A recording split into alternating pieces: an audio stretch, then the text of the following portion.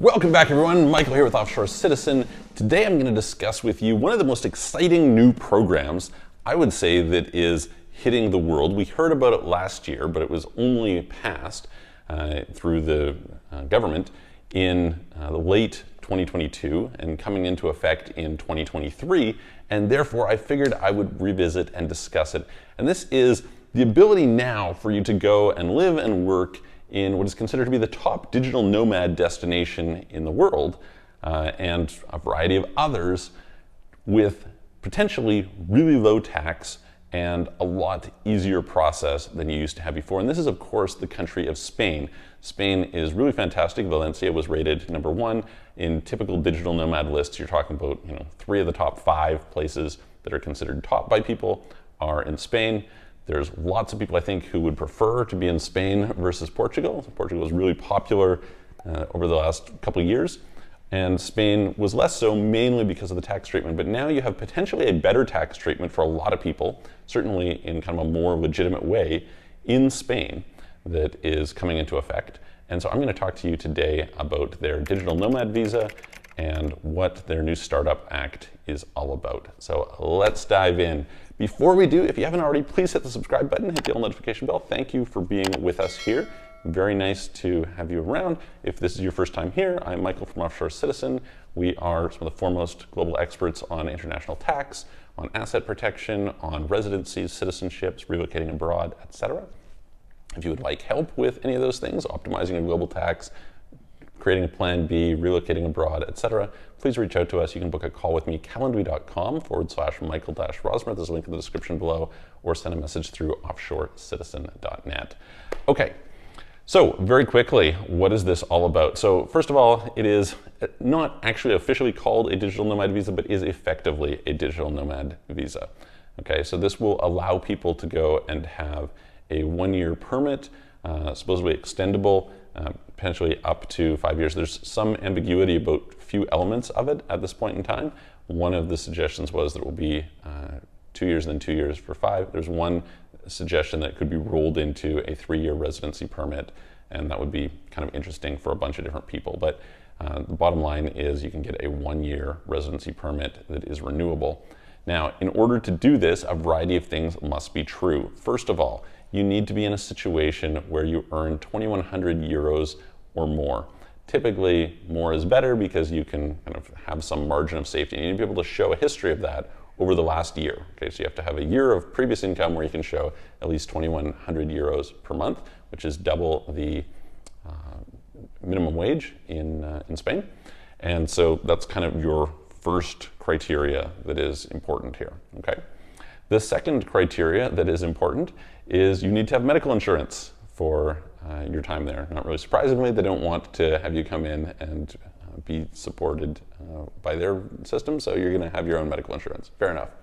The third thing that is necessary is you must not have been a resident of Spain during the last 5 years. Okay. Also, EU citizens are not allowed because they already have access. So this is for non-EU citizens, okay? It is, which is kind of unfortunate. We'll talk a little bit in a minute about the tax benefits of this, but that's one key piece, okay? Very, very good for non-EU citizens because it gives them now access to not just Spain, but the rest of the Schengen zone, which is really excellent. And so hopefully, a lot of people will be able to take advantage of that from many different parts of the world. The next thing that you need to consider is you need to consider that you have to be employed for a foreign company. So you cannot be employed by a Spanish company, and or you would have a Spanish company, or not a Spanish company. You'd have a foreign company that you'd be self-employed for, right? So employed or self-employed for a foreign company, and only 20% of the income of your company can come from Spain. So if you're in a situation where you have a company that's doing work around the world, only 20% of that can come from Spain, the rest of it cannot. And this is, of course, because of the fact that they don't want to deprive locals of jobs, right? Very important in this regard. So that's the next criteria. There is also a requirement for a criminal record check. So criminals are not allowed. It's pretty normal for most different countries, but this being said, it's worth highlighting. And you're going to be in a situation where, in addition to this, there may be some other requirements that they may toss out as they go along. But this is kind of what we know at the moment, kind of early days for this residency permit, but I think pretty interesting one compared to a lot of what else is there. And why is that? Well, one, it's supposed to be a fair bit easier than some of the other ones, so that's really cool. We don't want to have to put $500,000 into a property and get a digital or a golden visa in Spain, etc. But more importantly, the really important thing, the exciting thing about this is that they will put you under a special tax regime, essentially treating you as a non-resident and making your taxes 15%. Now, this is a part of a larger thing called the Startup Act that's happening in Spain. They're trying to encourage all sorts of startups there. So have some special situations where if you're granted stock options, there's a higher threshold where you don't get taxed on them. That's kind of cool. There are some added deductions and things that can take place for companies that are set up there. Honestly, I would not recommend setting up a company in Spain. It's generally a pain in the ass, not worth doing. Highly not recommended in these situations. But for somebody who wants to go and live there and have a company abroad, I think it's pretty cool. Now, there is some question around if you have a foreign company but you're managing and controlling it from Spain, how that works, because normally that would be Spanish taxable.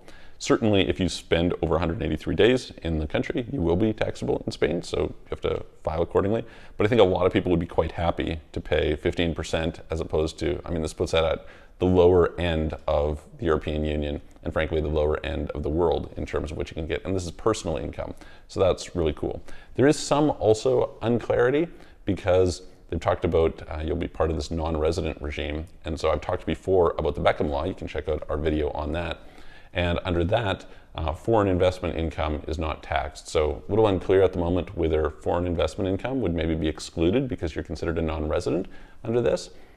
There's also some nuances of how real estate is handled when you're talking about, it's called the IRNR regime. So it's kind of a little bit more complicated in that regard, but you'd be a resident anyway, so it goes from there. So very exciting to have this. I think I would expect to see Spain act if they execute well on this, and it's early on in the process, but I would expect them to be, in some respects, the new Portugal.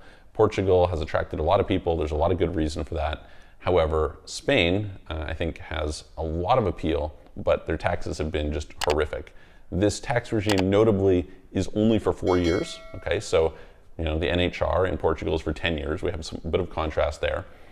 And so, you have to see. But for somebody who's thinking, hey, I want to go spend a little bit of time living in Valencia, living in Marbella, Malaga, Barcelona, etc., that's really excellent. And so definitely check it out. See whether it's for you if you're looking for some place to go and base yourself in the EU to travel around, etc. And if you're looking for other solutions, please reach out to us, book a call with me, and I will look forward to seeing you on the next video.